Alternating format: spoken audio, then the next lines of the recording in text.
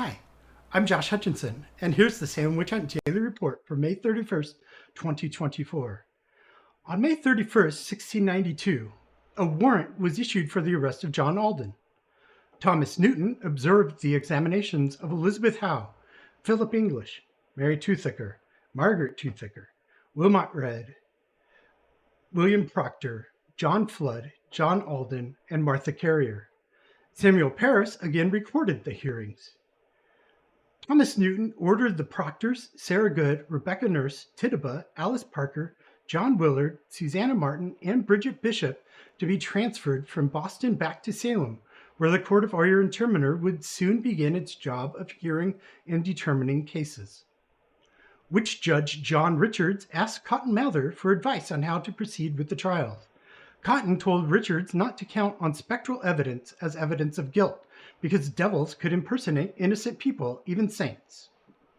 He didn't mention the fact that only the supposed afflicted people could see the specters, which should have ruled spectral evidence out as conclusive evidence. Mather also urged Richards to use only reliable, uncoerced confessions as evidence.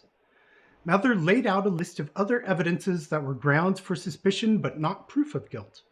Wounds matching those allegedly inflicted upon specters, preternatural knowledge, witch marks, poppets, and failing to recite the Lord's Prayer.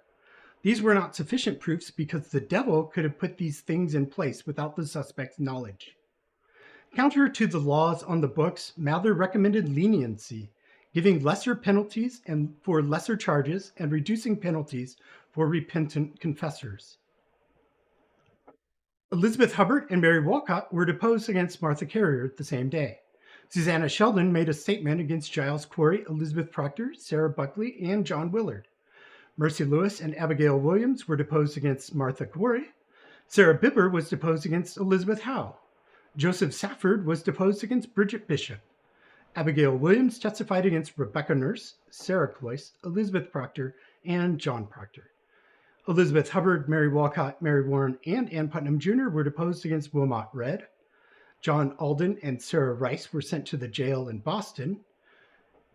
And at some point in May 1692, Israel Porter submitted a petition on behalf of Rebecca Nurse, signed by 39 people.